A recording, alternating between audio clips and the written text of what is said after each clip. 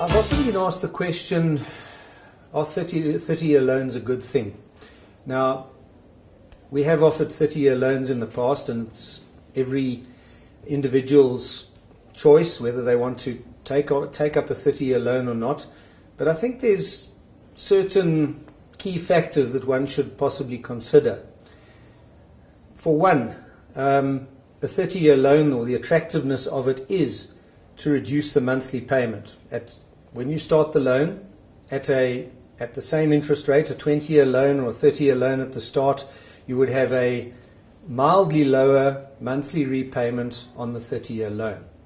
But the downside is that you are going to pay down the capital on that 30-year loan over a obviously far longer period than the 20-year loan. So what you save on a monthly basis in terms of how much you pay or pay less and free up cash for other essential or non-essential items, you're going to lose by possibly paying off the loan over 10 years longer.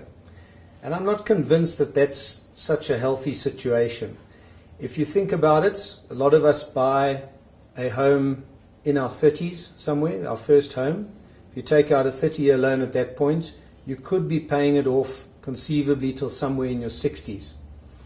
South Africa's one of the key problems South Africa currently has is firstly an aging population. The strongest growing age cohorts are somewhere in their 50s and 60s. They're heading for retirement, and they're often not well prepared. Our savings rate is dismal. It's a widely known fact. The Reserve Bank publishes figures to that extent, and we just aren't saving enough. And I think that one of the problems, or why we're often not prepared for retirement, is firstly, a lot of us these days seem to be having children later in life. So we squander away our cash in our 20s. We enjoy life till in our 30s. We have kids later. They're on our payroll, if you could call it that way, till sometimes when we're in our 60s. Whereas earlier generations often had their kids in their 20s, were finished by their late 40s, and had time to save in their 50s until mid-60s and retire. Seen that with my parents' generation. But the other key issue is that we have too much debt till too late in life, well into our 50s and 60s, and so we also never get around to saving for retirement until it's too late. So think very carefully about a 30-year loan. It's everybody's choice, as I say, and they do exist, but be careful. You save a bit now on your monthly payments, but you can pay dearly for it later.